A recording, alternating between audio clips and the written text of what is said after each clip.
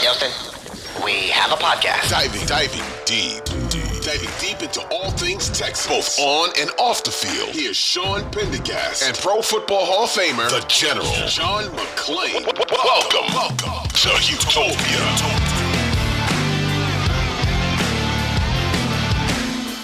Hey everybody, welcome in the Houtopia Football Podcast. It's New Year's, it's 2024. Happy New Year, everybody. Our first podcast of the new calendar year, and it is leading up to a huge game for the Houston Texans. All roads leading to Lucas Oil Stadium in Indianapolis on Saturday night, 7:15 p.m. And it's win and you're in for the Texans, lose and you're out. We'll lay out the whole situation for you as the Texans get their first non-noon Sunday kickoff of the 2023 season. Welcome in, everybody. I'm Sean Pendergast alongside, Sean Pendergast, part of Payne and Pendergast, Sports Radio 610, 6 a.m. to 10 a.m. weekdays, and, of course, joined by the Hall of Famer, my good friend John McClain, who is our senior columnist at sportsradio610.com. And, John, as we outlined on Sunday evening, we got our wish. We got our Texans beating the Titans scenario in play. I would say that a lot of people out there, too, got their wishes to when this game's going to be played. This is going to be awfully fun to see the Houston Texans play on a national stage with the Monday Night Football announce team there, Joe Buck and Troy Aikman. It's going to have a big game feel, and it's pretty simple. The Texans win, they're in the postseason. They lose, they're done. So this is a playoff game for both of these teams. Before I start, I'd like to congratulate you on your 10-year anniversary at Sports Radio 610. Thank you, John. Appreciate that. You got a chance to be pretty good someday. Just keep it up. Maybe you'll get on a podcast. Maybe a podcast. Maybe I'll get to do a national show at some point. I'd love to host the Texans pre- or post-game show. That would be a lot of fun. My first show ever that I did at 610, John, the guest on that show that day was John McClain. I say guest. You were a fixture at that point. I was just a dude in his first day at work. But I remember it was me and Rich and you out at a bar somewhere the day after Bill O'Brien got hired. That was my first ever show at Sports Radio 610. Yeah. I've been doing radio since 76 here, and I can't remember them all. The only thing I remember is my first one, too. And I always wonder when's going to be the last. By the way, I feel bad for all the Longhorn fans who won't be coming to NRG Stadium for the championship Monday night, losing that tough game to Washington, and then Alabama. I picked Alabama and Texas, losing to Harbaugh in Michigan. I noticed a while ago Darren Ravel said the tickets have dropped, biggest drop in history in a short period because of the Longhorns, and Alabama would have brought a huge contingent. And they're still going to be sold out, but you can get in for a whole lot cheaper now than you could have if the Longhorns and Crimson Tide had been playing. And maybe, just maybe the next week, the Texans will be hosting a playoff game, the Cleveland Browns, in a rematch with C.J. Stroud. Because if the Texans win and Jacksonville loses the next day at Tennessee, then the Texans win the division.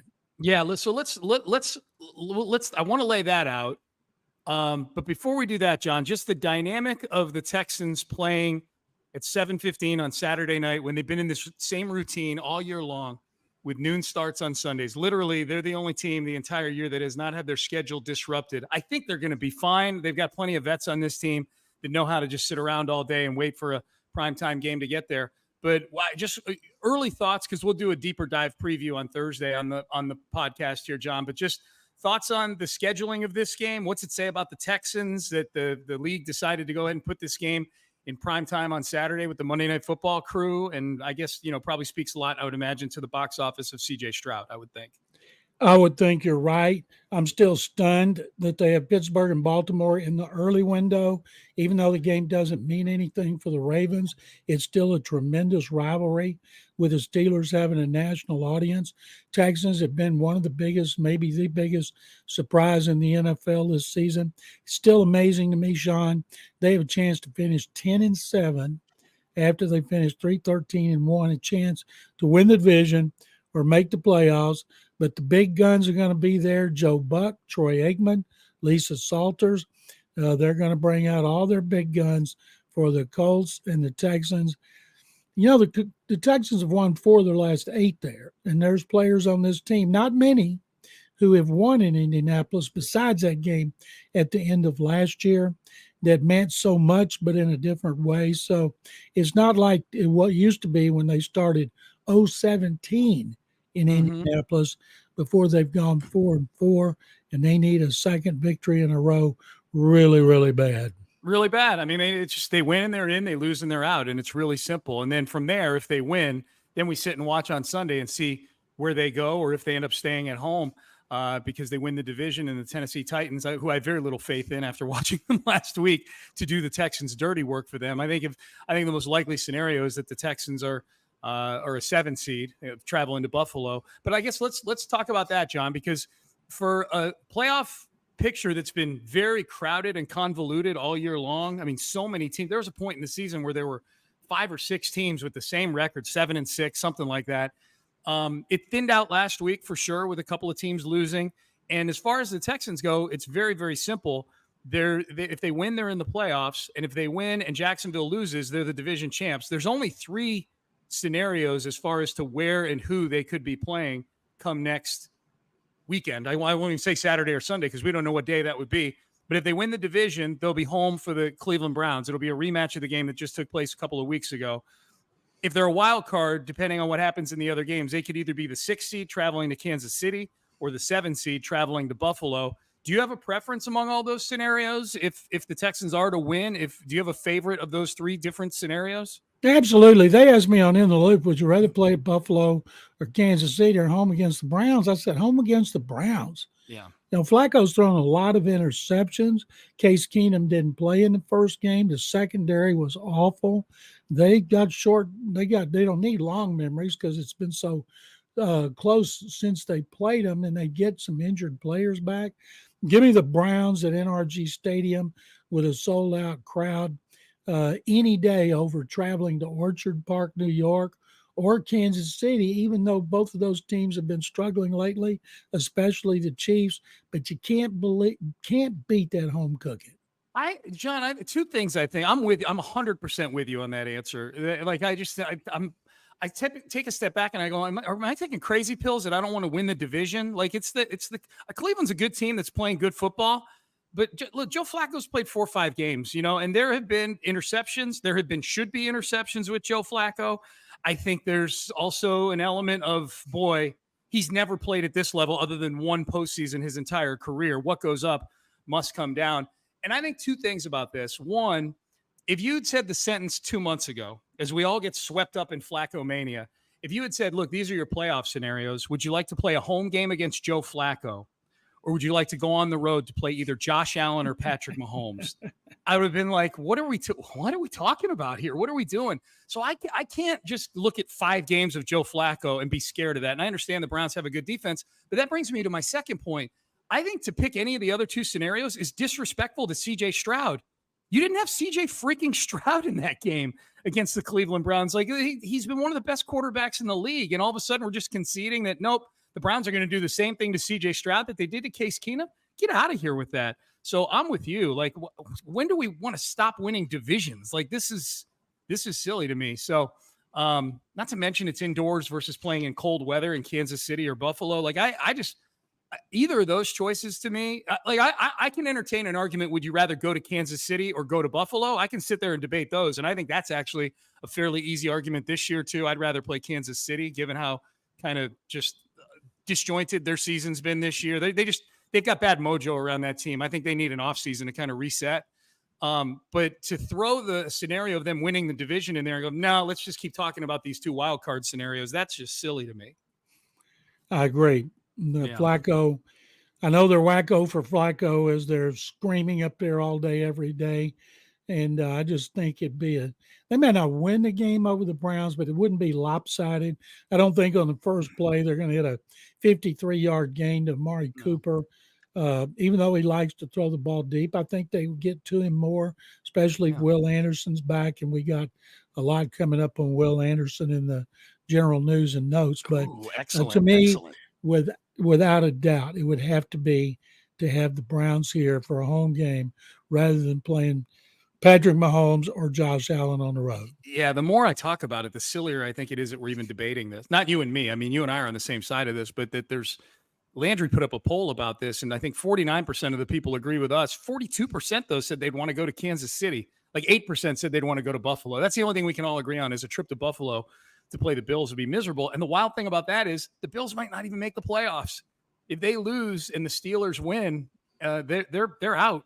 The Bills are. So crazy times. All right, John, let's get to your general news and notes. We'll preview the Texans and the Colts more hardcore on Thursday's episode. And we'll get to the mailbag a little bit later on in this episode, houmailbag@gmail.com if you want to send in a question for a future mailbag. But John, fire away. General news and notes. Give us some numbers and stats and whatnot to make us sound smart at the water cooler. Speaking of Will Anderson Jr., because of his bad ankle, he took only 12 snaps against the Titans. He had 2 sacks and 6 pressures. And if he can play that way in this last game at Indianapolis, whether he plays 12 snaps or 22, it's a good chance he's going to win Defensive Rookie of the Year. Wow. Because Jalen Carter and the Eagles' defense and defensive line have dropped off the face of the earth. Devon Witherspoon of Seattle is hurt, and Will's coming on strong.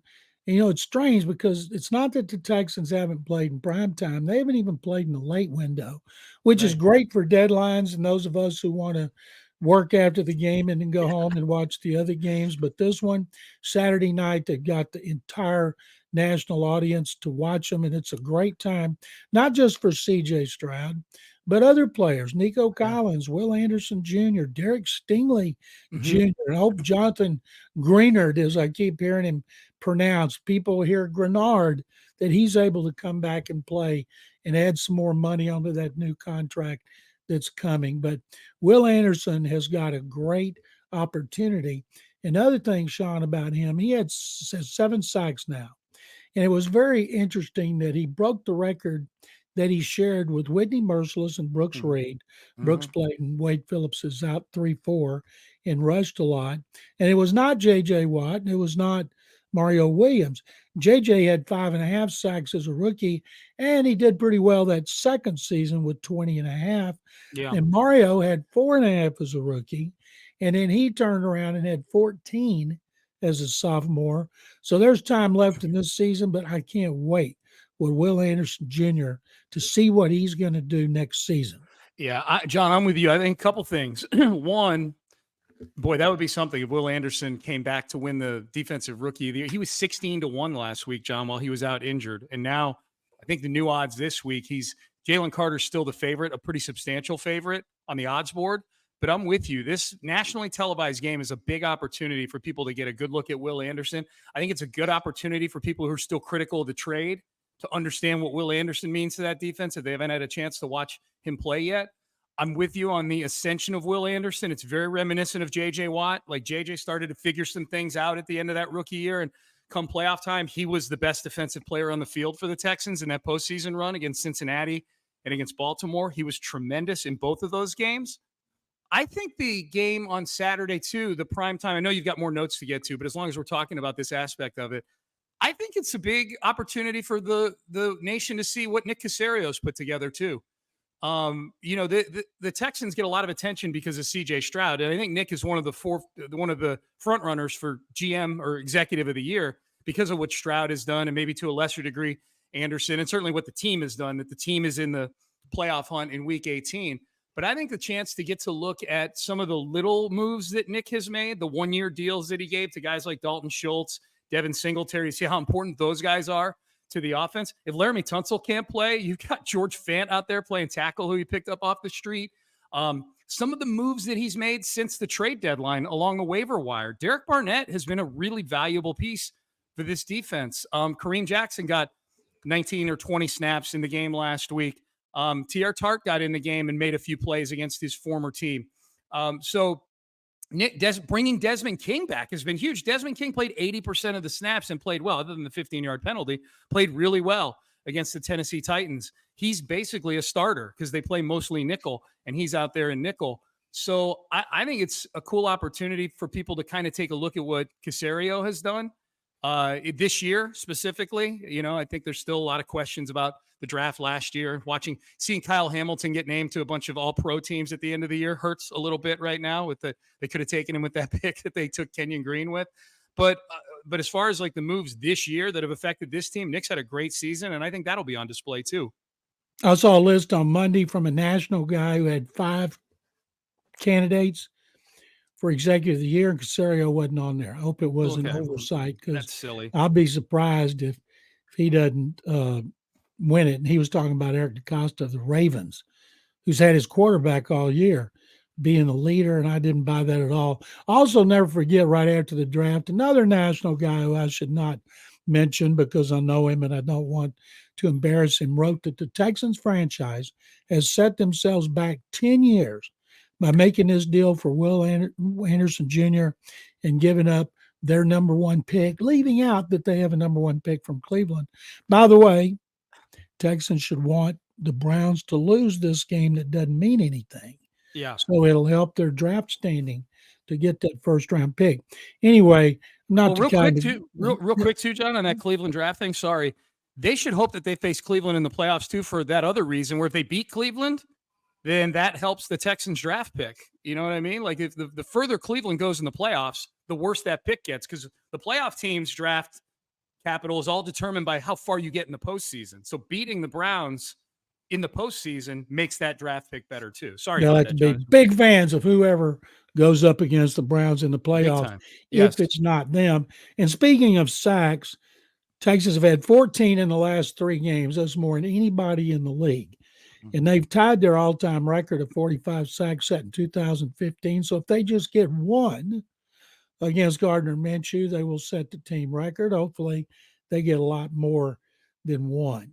Yes, absolutely. Some other things, Sean, from Next Gen Stats and Pro Football Focus.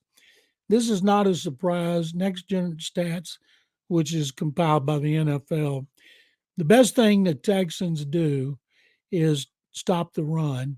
And run stop win rate, they're second in the league. In run defense, they're tied for 3rd right now.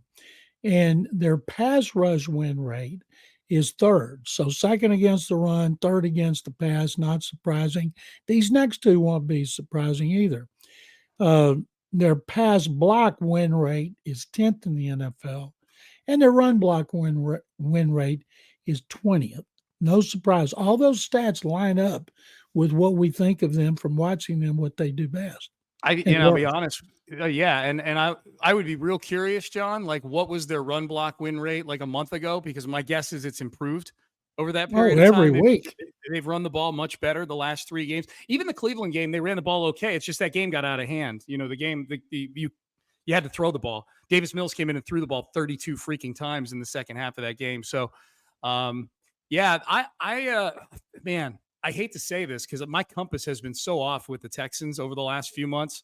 When I feel good about how they're going to do, they perform poorly. When I feel nervous about how they're going to do, I would say the game I was real nervous about the Jets game, but I was nervous. I thought they might lose a close game. I had no idea. I wouldn't have thought in a million years it was going to play out the way it did. So I feel optimistic about this game on Saturday night. I don't. You don't? No. Okay. I wish I did, but I was nervous about the Titans game. Yeah. I thought they might. And I'll tell you something else about the Titans and the Jaguars.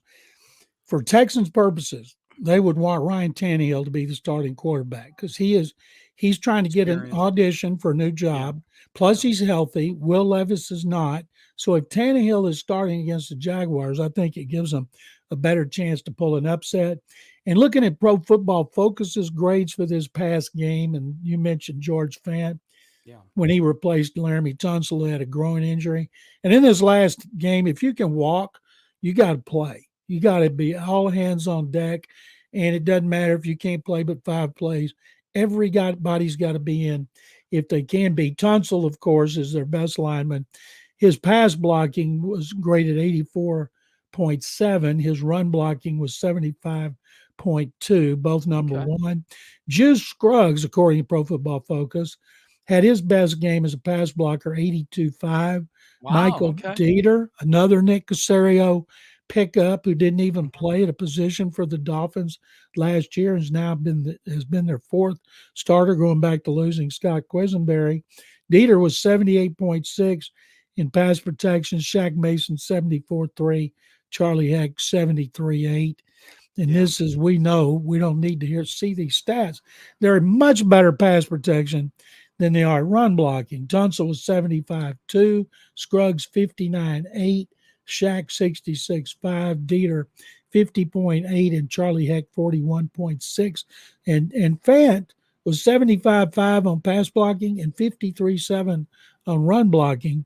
But we know they're better pass protection than they are run blocking, and that bears out every week. We should, John, next time we use Pro Football Focus, we should lay out for people, because not everybody knows how Pro Football Focus works. Those grades that you're saying, those numbers that you're talking about, the best way to look at that is like you're getting graded in a college course. You know, if you have something that's if you're in the 90s, you're excellent. If you're in the 80s, you're really, really good. 70s, okay. I mean, my dad probably would have gotten mad if I had all 75s back in college, but 75, in the 70s is sort of a B on Pro Football Focus. And then you start to get into the 60s. If you're in the 50s and 40s, man, you're on like academic Charlie probation. Run blocking. Yeah, Charlie Heck's run blocking. You can probably hear me. He's right there. His place is over Maybe there. You better whisper. Yeah. Like he lives right below me, so I got to be careful. But turn up all three TVs at the same time. There you go. Yeah, but their pass blocking was good. It was by far. I looked at the team Pro Football Focus grades week to week for the Texans. I think Patrick Storm posted those, and it was by far as a team their best week pass blocking at the perfect time.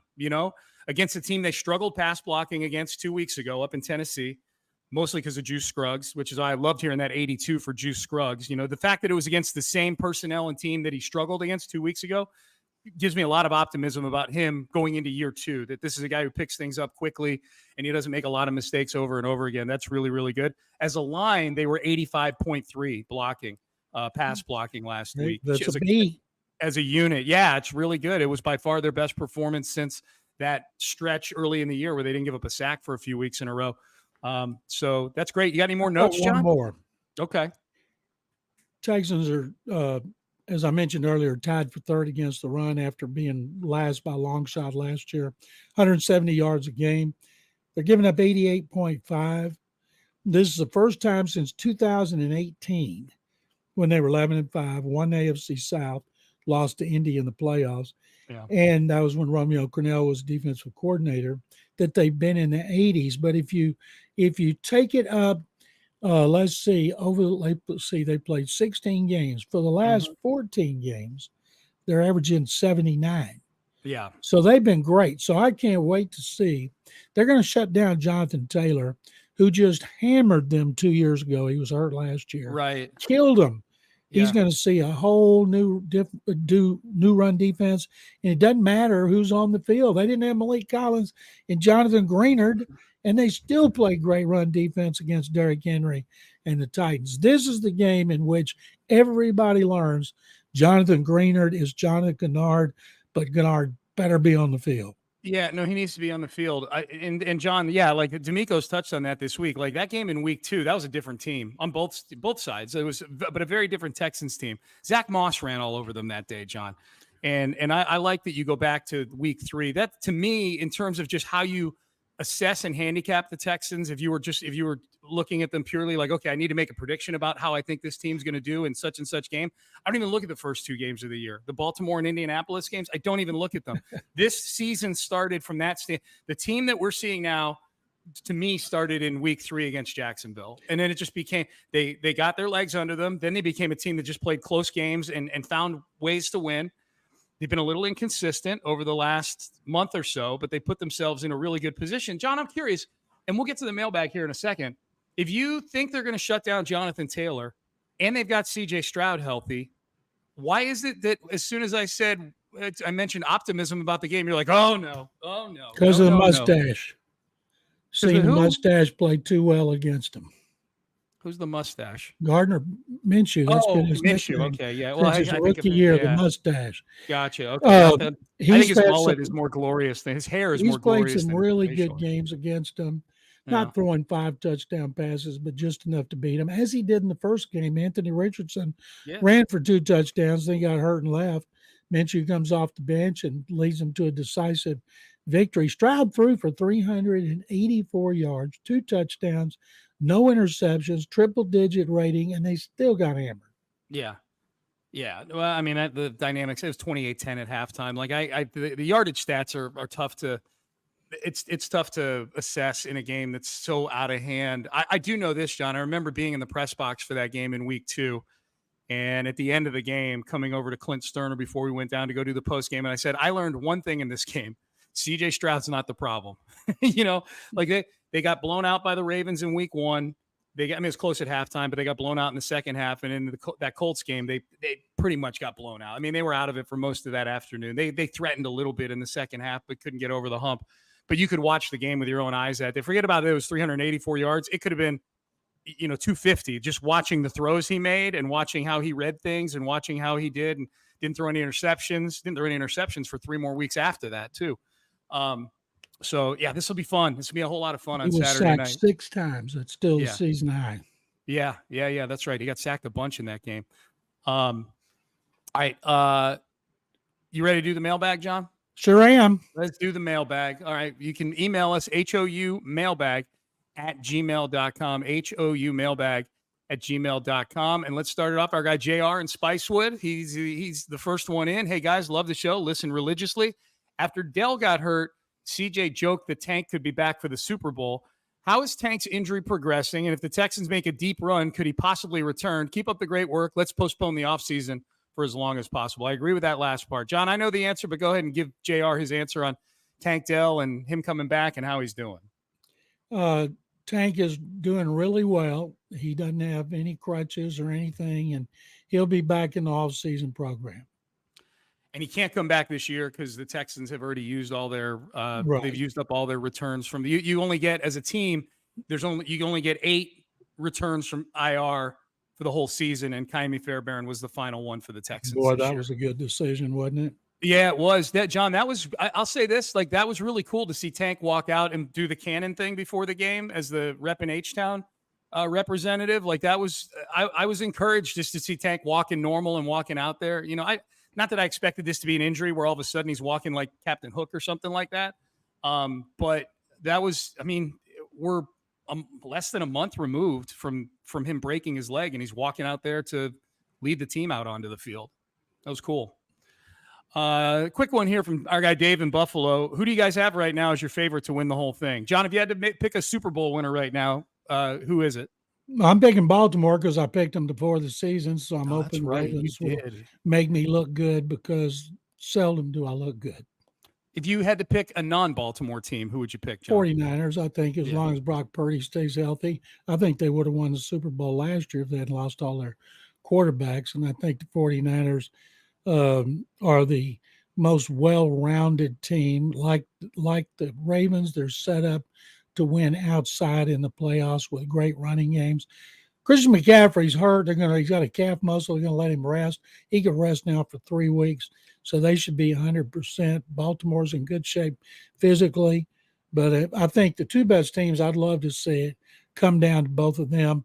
If my dream scenario of Detroit and Cleveland fails to materialize. Yeah, you would love that. The only reason I don't want Cleveland is, 1, those people were real obnoxious when they traded for Deshaun Watson, and 2, the Texans have the Browns draft pick. Although, because if the Browns get to the Super Bowl, then the best the Texans pick would be 31st. I will say this.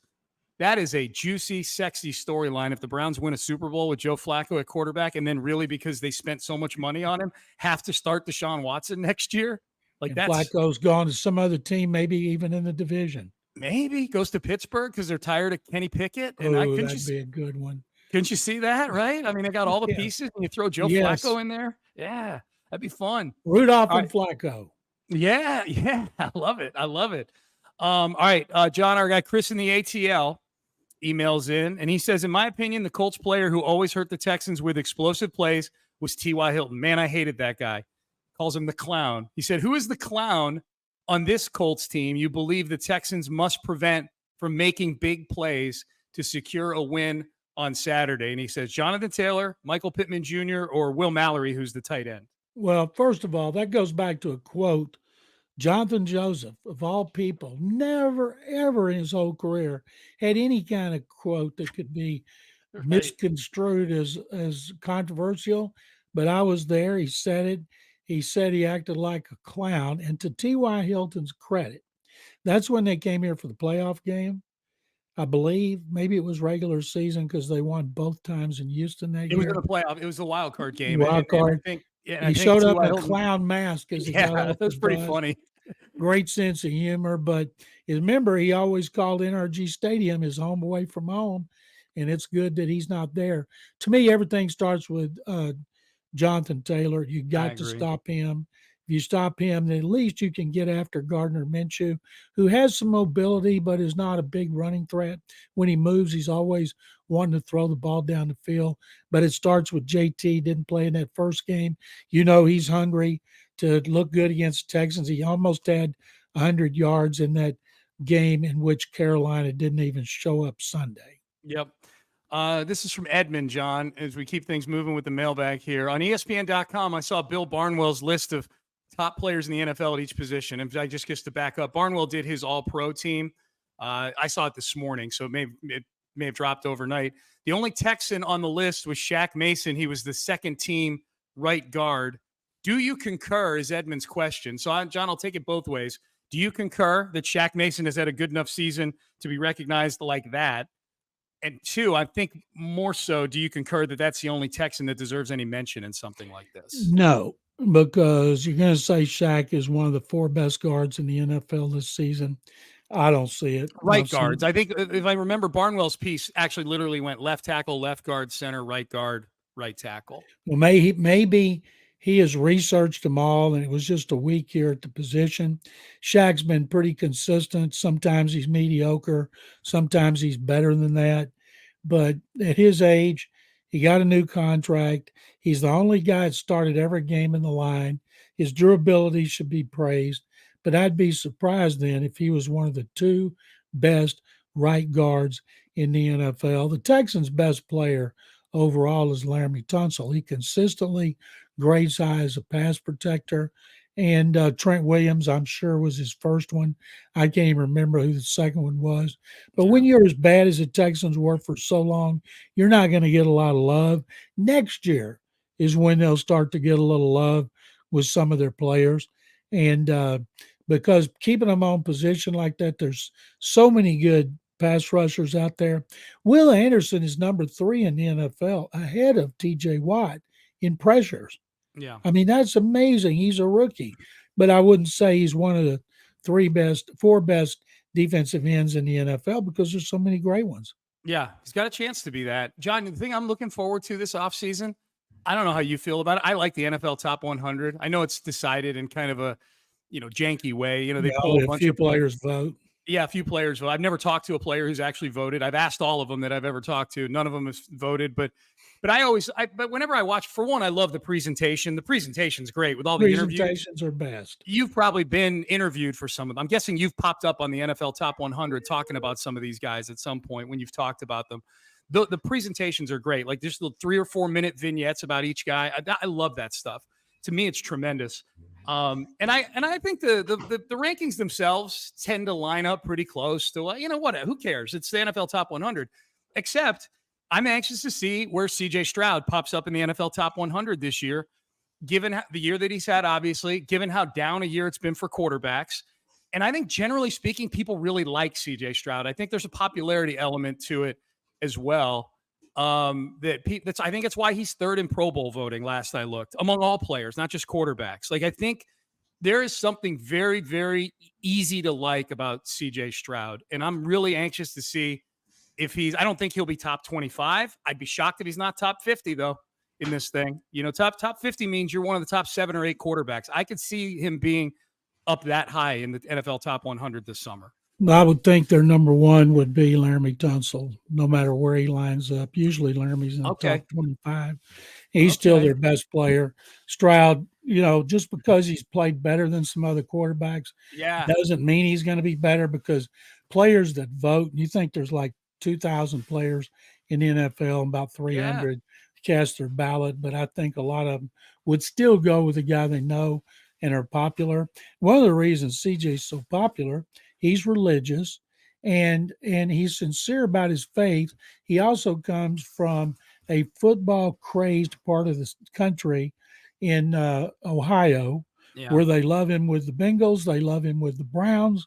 He got so much attention from the fans and the media when they were in Cincinnati before the game, after the game. So his popularity is going to spread. And once he gets his foot in the door, it might not come out when it comes to the Pro Bowl. Yeah, I think so too. John, you think Laramie Tunsil finishes higher in the NFL top 100 than CJ Stroud does? I do. Yeah. Okay. That's a lunch bet. I'm betting you lunch on that, John. You got it. I got CJ, you got Laramie, and the winner gets lunch courtesy of the loser. All right, a couple more here. Mailbag, HOUmailbag@gmail.com from Charles Honeycutt. Happy New Year, gentlemen. My question is for John. John, you probably get asked this all the time, but I don't know how much we've chopped it up on here. Do you believe Andre has a really good chance of finally making the Hall of Fame this year? How often do you get asked that, John, about all Andre Johnson in the Hall of Fame? At the game before the game, pregame, you guys had Travis Johnson on with me, and afterward, he's over there telling me, I think it's time he gets in. Everybody thinks it's time he gets in. I think it's time he gets in. And I'll tell you, and Andre's been so great about it. I've seen him twice. I told him I'd call him before I make the presentation because I keep him appraised of everything, every step of the way, what I'm doing. And I've told him I'm changing up my presentation a little bit this week. And I've got other people who are going to say the things that I'm leaving out because I want the voters to be heard by multiple people. They always are anyway, but I want to make sure the things that I have get in. We only have 5 minutes to make our presentation. Then they can come back to us for summation. And the problem is what it has been. Reggie Wayne and Torrey Holt, guys who won Super Bowl rings, guys who played for Hall of Fame coaches, had multiple Hall of Famers around them, which is something I hit on a lot in the first 2 years that he was eligible, but that didn't help him get in. Last year, all three of them made the cut from 15 to 10. None made the cut from 10 to 5, which gets you enshrined. So it's not that people don't think he deserves to be in. People say, oh, Andre Johnson deserves to be in, but so do Reggie Wayne and Torrey Holt. Yeah, I just think Andre's a better football player than both those guys. We all do. Yeah, I just think – and, John, you know how I can tell that Andre wants this really, really badly? I was watching that interview that Will Kunkel from Fox 26 did with him this week, and where he talked about a lot of things, talked about Andre's relationship with the McNairs, talked a lot about the Hall of Fame. And Will asked Andre to make a case for the Hall of Fame. And Andre recited almost chapter and verse a lot of the bullet points that you just talked about, that you probably talk about in the presentation. And it can come across, and Andre was cognizant of this, he acknowledged it, it can come across as him criticizing his teammates through his time with the Texans, because his platform, I think Will said, give us your elevator pitch about you being in the Hall of Fame. And his lead was, look, those guys, Reggie Wayne and Torrey Holt, they had Hall of Fame quarterbacks. They had Hall of Fame skill guys, out there. They had Hall of Fame coaches, whatever the case may be. And Andre said, I had none of those things, and then he's quick to point out, that's no disrespect to any of my teammates. These are just the facts. He's like, I can't catch any more touchdown passes. All I can give you is the facts of my career. I think that someone like Andre Johnson, who strikes me as one of the most selfless people that there is, like a great teammate, that he would go there, that he would go somewhere where he has to almost caveat afterwards that I don't mean it to sound this way sort of thing. That to me is a tell as to how badly he wants this, that he would even stray into that territory. You know what I mean? Well, they all do. And some of them are locks, like Peyton Manning and John Elway and Joe Montana and Tom Brady and those guys, but others. And I'm sure he's only been a finalist for 2 years. I know guys who go to the 20th year of modern eligibility, their last year before they become a senior candidate, and then they get in. Jerry Kramer waited 37 years after his eligibility was up, and he finally got in with the seniors committee. I want Andre to get in, but there's nothing he can say that's going to help himself. There's nothing he can say that the voters don't all know because they watched him and they've heard me pitching him for 2 years. And so I'll do it again. I'll do the very best job I can possibly do. Same I did with all those Oilers that got in, and hopefully third time will be the charm. Hopefully so. Hopefully that's the case. All right, 3 more, John. Joe Q, frequent emailer, says he's got an observation about, or a question about whether players, talks about great players are generally available. Like if you look at the 15 longest consecutive games played streaks, 10 of them are Hall of Famers, that kind of thing. Being injury proof versus injury prone, how much does that impact the value of key Texans players when it comes to a second contract? He says one player who was clearly devalued by injuries was Clowney. He's consistently been very productive when he's on the field, but never got a multi-year contract after his rookie deal. He did get offered a multi-year contract by the Texans, but he turned it down. I'll point that out. He was offered $75 million. They couldn't give him $100 million because they were already giving Watt $100 million, and his agent Buzz Cook turned it down. Right, and now he's been this gypsy for the last 5 or 6 years that bounces from team to team to team, playing pretty well. He's playing real well for the Ravens this year, Clowney is. But as far as, and I guess, as we start to think about guys, if we add some context and specificity, a guy like John Grenard, how much is this ankle injury that he suffered just now, John, hurting him when it comes to his value on a second contract with the Texans? I think teams they're going to look at everything about his career, and they would see he's hurt every year. If he misses one game, it's okay. If he misses 2, and if he were to miss a playoff game, but people are going to think, do we want to give this massive contract to a guy that can't stay on the field the whole year, and the most games he played was in a contract year? So, yes, I think it's going to cost him some money as compared if he'd have just breezed through and gotten 14, 15 sacks. Yeah, I mean, I think that's pretty high up there on the when teams, especially second contracts, you can draft a guy who maybe had injury issues. The Texans certainly have done that. And it hurts if they do get injuries. I mean, look at Kenyon Green, look at Derek Stingley his first couple of years, that hurts. But when you're giving 15, 20 million a year, 50, 60 million guaranteed to a guy, and he's giving you 7 games a year or something like that, man, in a salary cap world, that is a killer, an absolute killer. They have all the inside information about what the injuries are, how severe they are, how they suffered them. So they know they have a lot more information to go by than we do. Mm-hmm. But I think it's much tougher to get that kind of money that he's going to want if you're hurt at some point every year than as opposed to being healthy. 2 more. Jeff and Katie, how should the NFL handle Carolina Panthers owner Dave Tepper? You can't be throwing drinks on fans.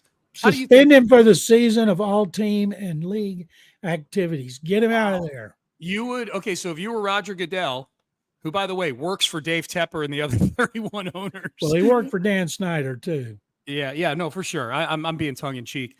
But if you were the commissioner, you would suspend David Tepper for a year, huh? Absolutely. Okay. He deserves it. You can't do that. There's players are held accountable. Owners should be held accountable. There's no amount of money that would hurt him.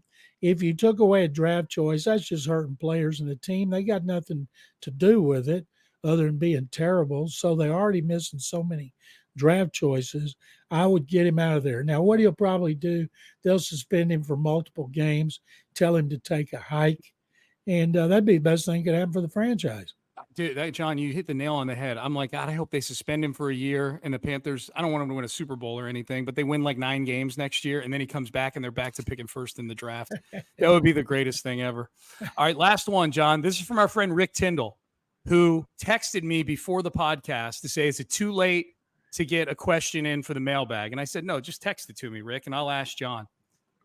I want to call foul on John's stock down on C.J. Stroud in the last episode, just to refresh, John. Remember, you gave C.J. Stroud a stock down because of the sack that he took, if I'm not mistaken, right? Yep.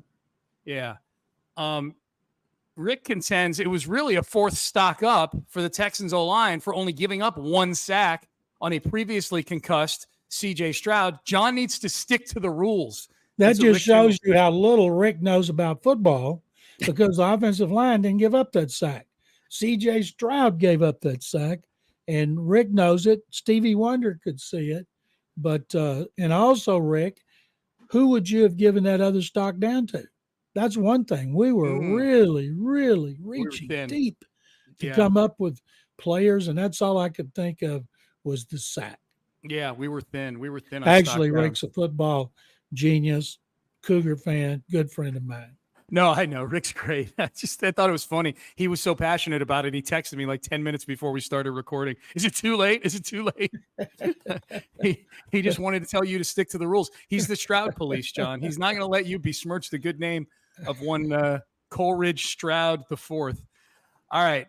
John, what do you got going on the website?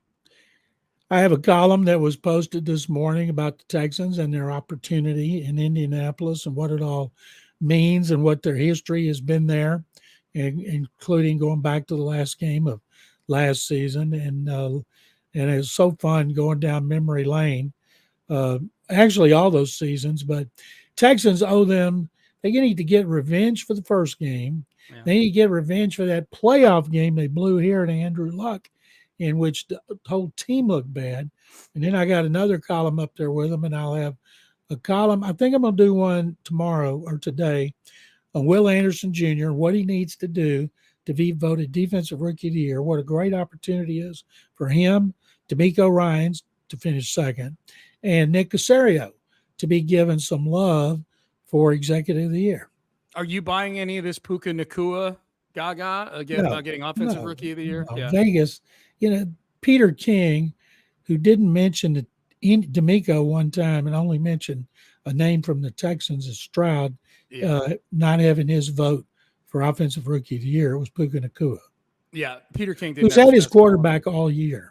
Yeah, Peter King didn't have his best column this week. I read his Football Morning in America. He seemed off. He seemed like he'd been on vacation. He admitted he'd been on vacation in California visiting his daughter. So I'm like, yeah, you're writing like somebody who's watched not nearly as much football as you usually watch. And I know he usually watches a ton every week.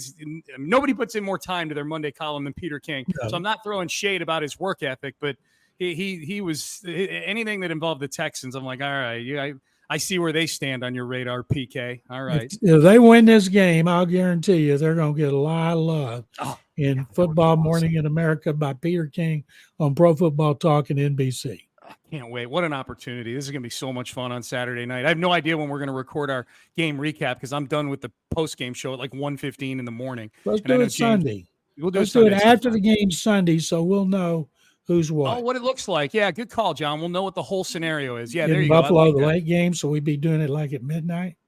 Well, I don't know if we want to do it after that game. Yeah, we'll see. I'm available anytime. We'll figure it all out. But for those of you out there who are loyal listeners, we appreciate you. If you're just finding the podcast, click the subscribe button so you get it automatically, especially now. We might have a playoff run on our hands. That'd be a whole lot of fun.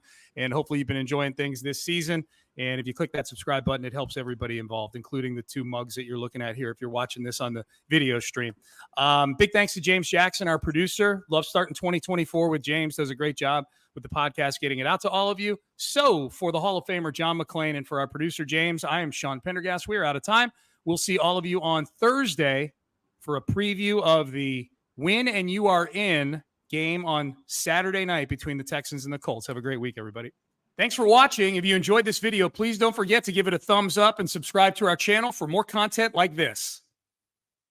If you want to see more of our videos, be sure to check out our playlist and let us know what you think in the comments below. Also, don't forget to follow us on social media to stay up to date on our latest updates. Links are in the description. Thanks again for watching, and we'll see you in the next video.